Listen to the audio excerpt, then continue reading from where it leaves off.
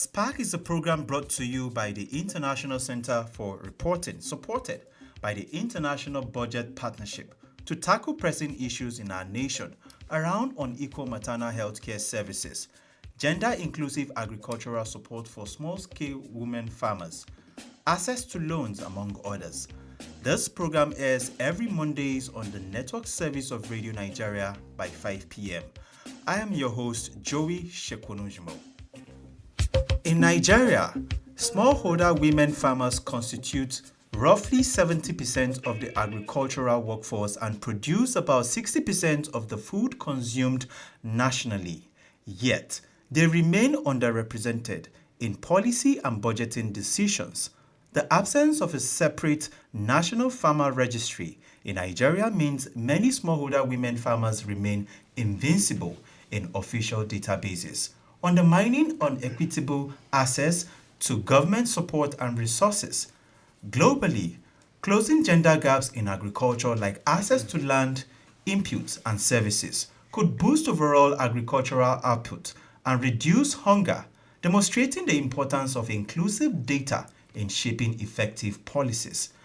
Data-driven advocacy by smallholder women farmers groups in Nigeria led to an 18.5% increase in national agricultural spending and improved allocations for inputs like seeds and fertilizers for 111,000 women farmers. How can the government sustain these successes? Chika Orji, Program and Communications Officer at SWOFON Secretariat Abuja, and Paul Akinwumi, Digital Innovation Officer, is here to help us examine these issues and more. And to you, our esteemed listener, the telephone line to make your contributions are 0808 828 14452 or 0915 091 0483. I call the numbers again: 0808 828 14453 or 0915 091 0483. You can send your questions on WhatsApp to 0810 250 7579. I call the numbers again: 0910 0810 250 7579. And we're live on Facebook at the ICIR. Don't forget to include your name and location. And to our guest this evening, I'd like to begin. I think we'd like to start with the women, with the woman in the house, because of course women first. What is the current situation on ground? We've rolled out data that talks about how women have been marginalized at some point and how they've been contributing in the amount of food we consume and all of that. So what is the current situation on ground?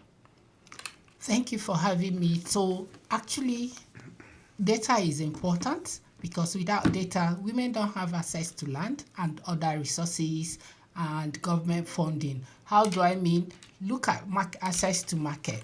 The women cannot go to market, or they keep losing. There is reduced income and perpetuation of poverty because they sell at loss because they don't have access to market. But if there is data, it's easier for them to locate where the market is, the prices and all that. And more importantly, think of the geolocation of the data, and they can help them. They look at infrastructure, post-harvest loss. It's also affecting them because we don't have the data. If we have this data, it could help the women. Access to credit, and a lot more.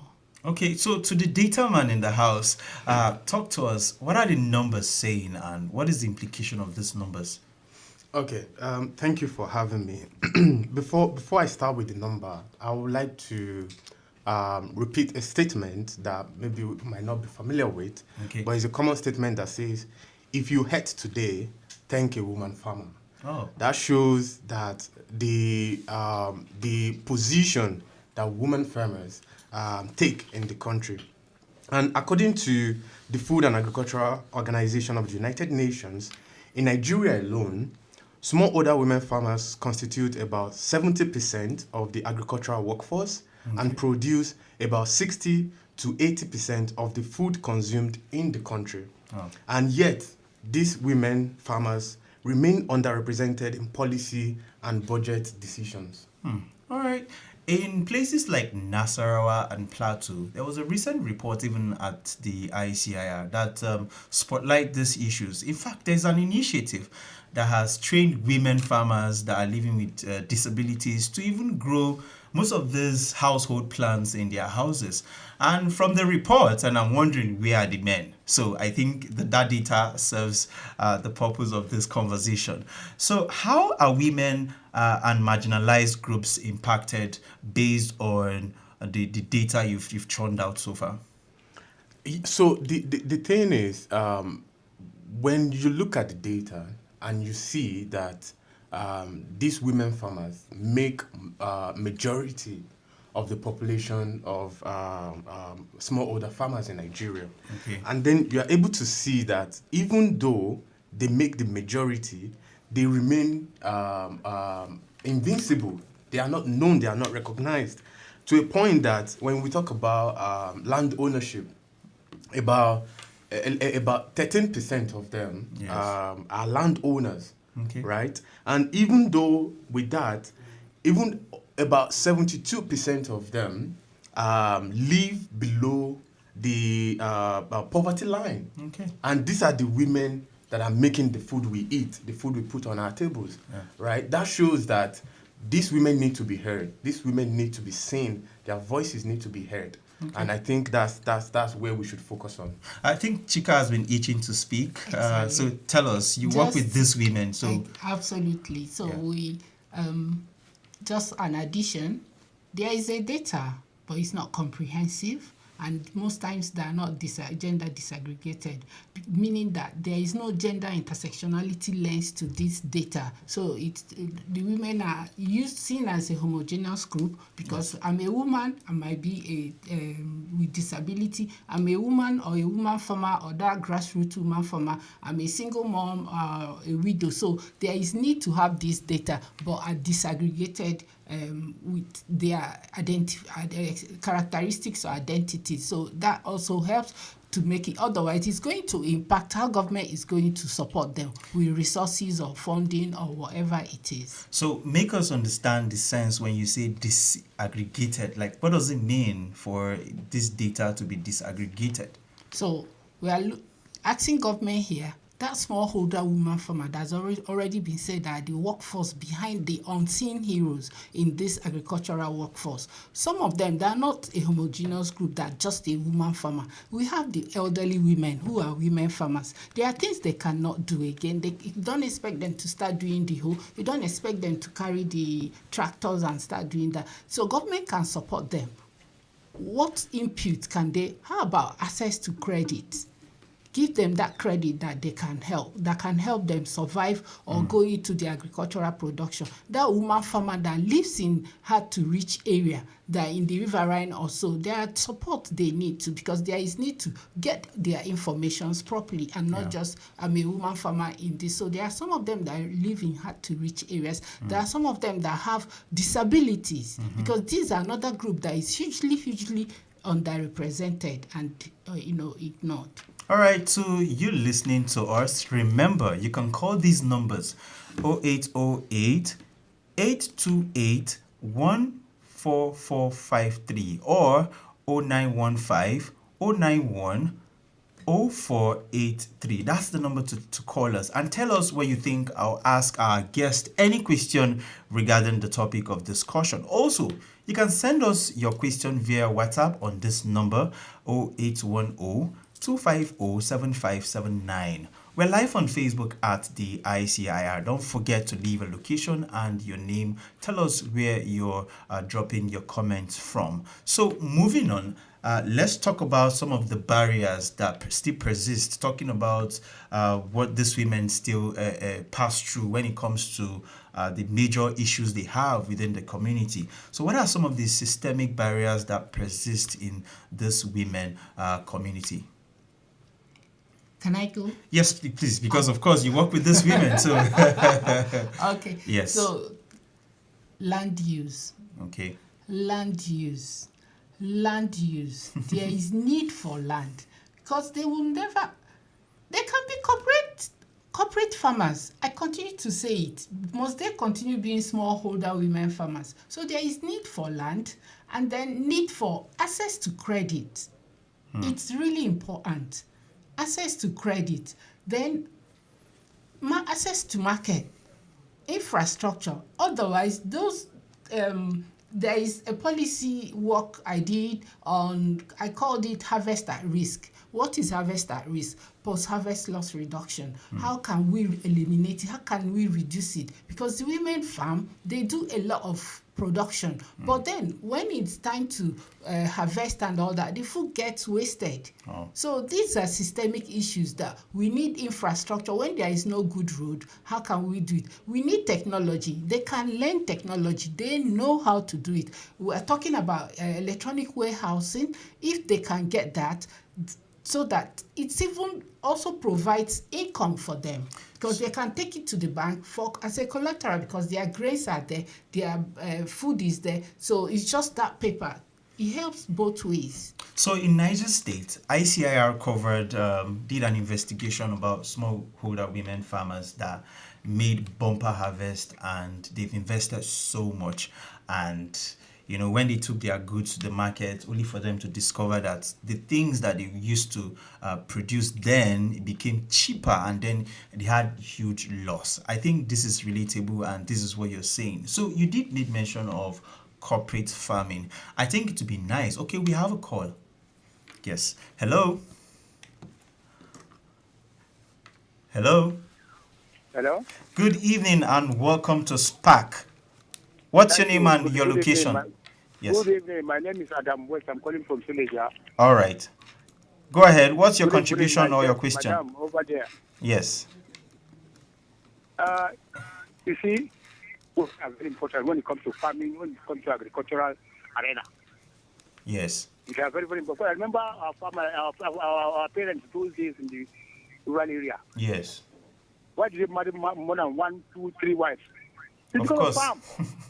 Yes. You see, we all will gather ourselves and go to the farm, and in the case of harvesting, That's you see right. women do wonderfully well. Fucking bringing the things to home, taking it to the fast-paced market to go and sell, and then bring back the money back home to the family. That's right. Women are very, very destroyed. So what I'm trying to say here now, my own contribution here now today is that women are not marginalized. Okay. They are not left behind. They are not knocked out. What is remaining for them is just for them to cooperate for each other. I mean, cooperate with each other.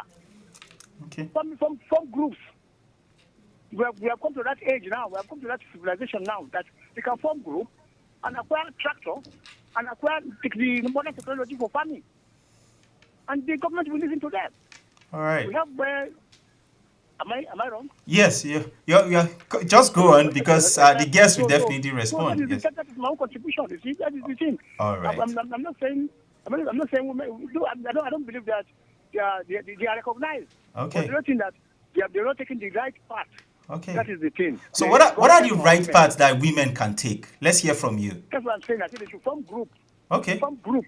All right. That's the other cooperative, Okay. association, or whatever. All so they right. come to them, they make their request to the government. Government will listen to them. They give them fertilizer, tractor, go to see the site, the area they want to farm. Yes. Then government will give them the necessary support. I wish All you right. well.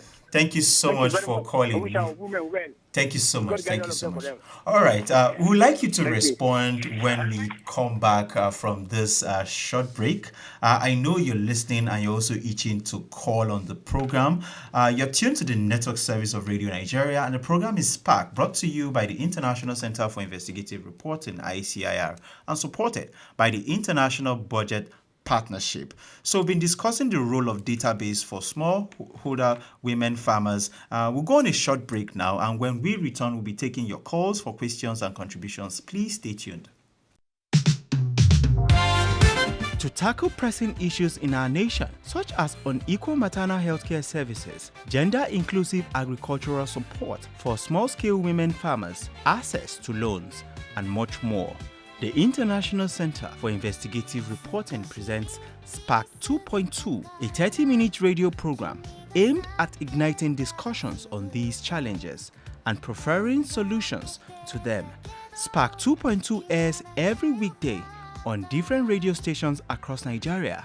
Mondays, Federal Radio Corporation of Nigeria, 5 to 5:30 p.m. Tuesdays, Anambra Broadcasting Services, 4 to 4:30 p.m. Wednesdays, Freedom FM Kano and Jigawa, 4 to 4:30 p.m. Thursdays, Prestige FM Mina, 5:30 to 6 p.m. Fridays, Live Radio Ibadan and Sweet FM Abeokuta, 4 to 4:30 p.m. Spark 2.2 is supported by the International Budget Partnership, IBP. Good to know you're still with us here. And if you're just tuned in, this is Spark on the network service of Radio Nigeria, brought to you by the International Center for Investigative Reporting, ICIR. And we've been discussing the role of database for smallholder women farmers. And this evening, we've been having this conversation with our guest, Chika Orji. She's also the Programs and Communications Officer at SWOFON, Abuja, and Mr. Paul Akinwumi. He's a digital innovation officer. And the telephone lines are open for you to make your contributions or ask questions. The numbers to call are 080 8828-14453 or 0915-091-0482. From our last caller, Adam West from Suleja, beg to differ because he's saying we have more women. Women are not marginalized. He's saying that women should form some small groups to, kind of like move together, form a formidable force to have access to funding, to tractors and fertilizer. Let's talk to the woman here. He begged to differ, and I know, but maybe more men also are having the same emotion. So, talk to us. What he has said. Do you agree or also disagree? And I know the data man is itching to speak as well. Yeah. So, thank you, guests calling, and that was a nice comment. But I beg to differ somewhere. Yes. One, I'm coming from a smallholder women farmers organization in Nigeria. Short form, SWOFON. SWOFON is a women farmers network movement. For you to be a member of SWOFON, we don't have individual members. It's cooperative. It's a group membership, association membership based. So that means that SWOFON, we have them in cooperatives. And SWOFON is across the 36 states in Nigeria, a movement of over 2 million women, smallholder women farmers. So I'll differ with you that the women are marginalized, sir. Because if it's not happening, why would we come and continue to create this awareness? That's right. Before Christmas, precisely on the 19th, the organization, we went for an intervention here in Gwalada in Abuja. In fact, I cried. I was disturbed after 48 hours.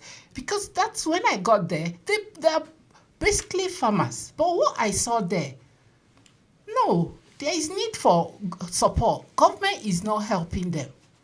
So we went there for an intervention to help them support themselves financially. So no, there is need for women to be supported. Yeah. Maybe if whether it's the word marginalized, you can keep it aside, but there is not that government is not doing their own. There is need for inclusion of the women. Government is trying, but it's like a drop in the ocean. That's so right. Like Oliver Twist, we continue to ask for more. All right, the data man.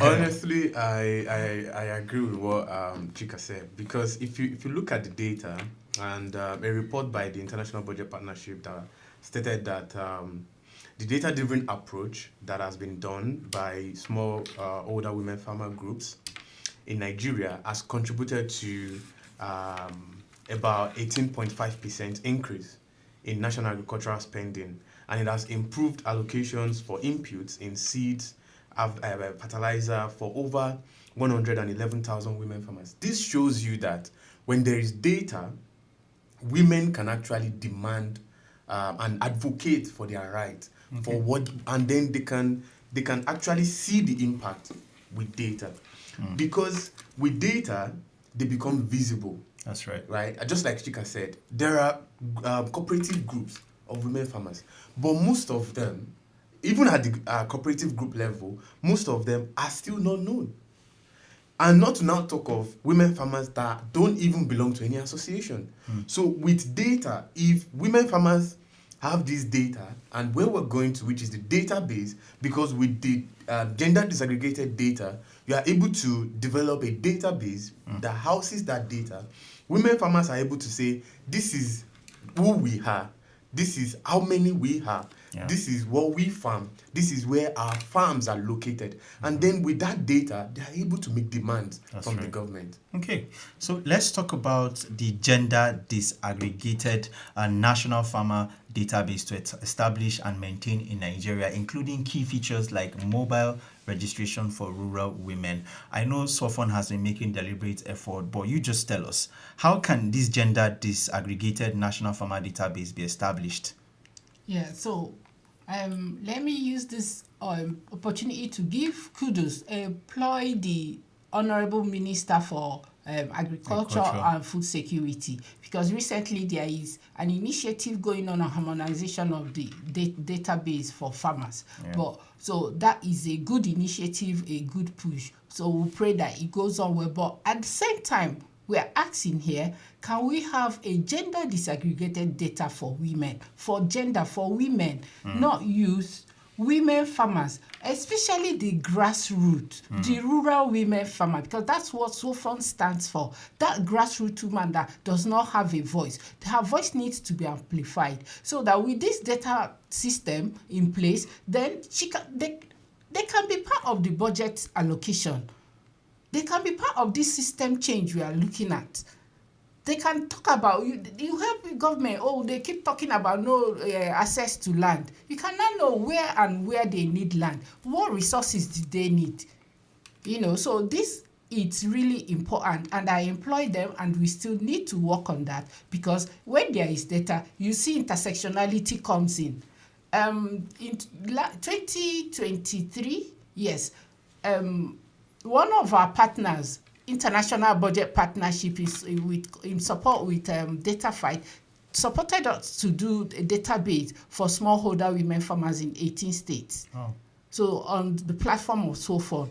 And it was nice because it came down to the gender intersectionality. Looking at that woman, old woman, that woman living in far to rich area, the disabled woman, the widow, and all that. So we were able to capture so at the end, you're able to capture their different needs, what you need to give them. And if government is providing resources or equipment or whatever it is to them, it's much easier. So there is need to get a gender disaggregated data for women with disability, for women like this, and for youth. Okay, remember you can call these numbers 0808 828 14453 or 0915 091 0483, and tell us what you think, or ask the guest any question related to the topic. You can also send us your question via WhatsApp on this number 0810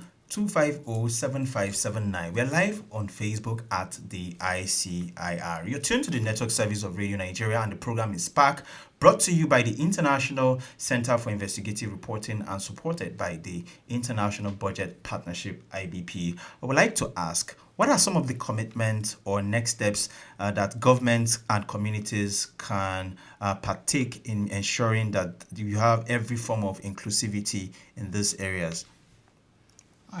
Yes, because okay. you always the ladies first, please. Okay, yeah. So just permit me to say again, recently or last year, a data-driven advocacy by smallholder women farmers groups in Nigeria led to 18.5% increase in national agriculture spending. And also improved allocation to resources, access to inputs and all that.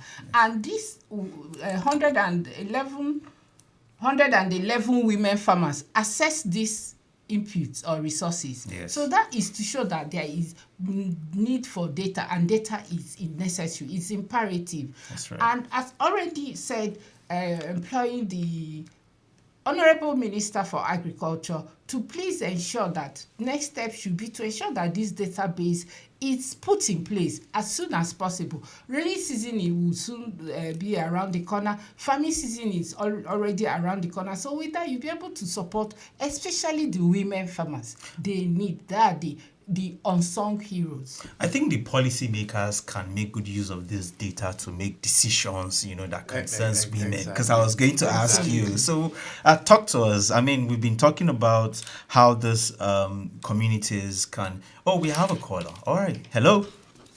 Hello. Good evening. Good evening. What's your name and where are you calling from? Yes. Good evening. We can hear you. Okay. Thank you. My name is Murtala from Lagos. Sorry, I didn't get your name. Murtala. Okay, Murtala. Okay, all right. Please go ahead. What I just want to suggest is that yes, the government, Nigeria government, should kindly support those women in farming. Okay. Can you hear me? Yes, we can hear you loud and clear. In terms of implement and, like your guest said, they need funding, and nowadays we are using technology like mechanized farming. Yes. I mean, tractor and many other mechanic, things they need so that it can be improved or upgrade on the local state system of farming to the mechanized system of farming. All right. So that the production will also increase. All right. So that we can be able to feed our population. Thank you so much. Thank you so much, Thank Murtala. you.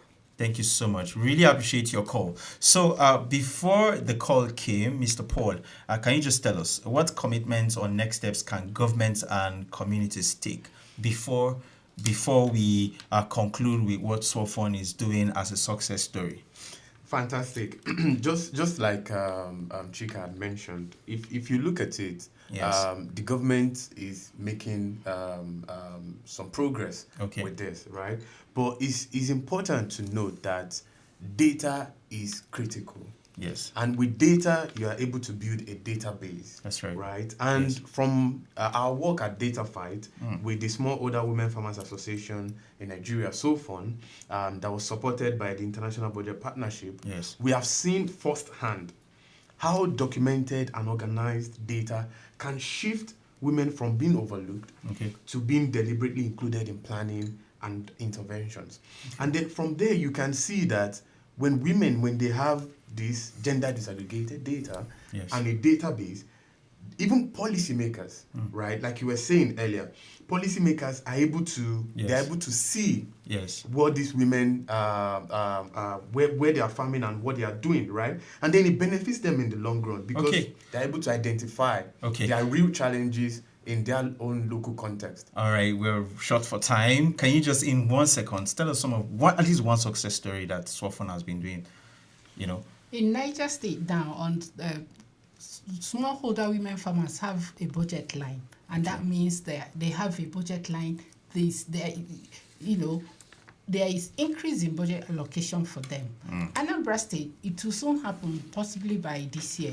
That is work in progress. So data, it's working so far. All right, thank you so much. And our guests have been Chika Orji, Programs and Communications Officer, SWOFON Secretariat, Abuja, and Paul Akinwumi, Digital Innovation Officer.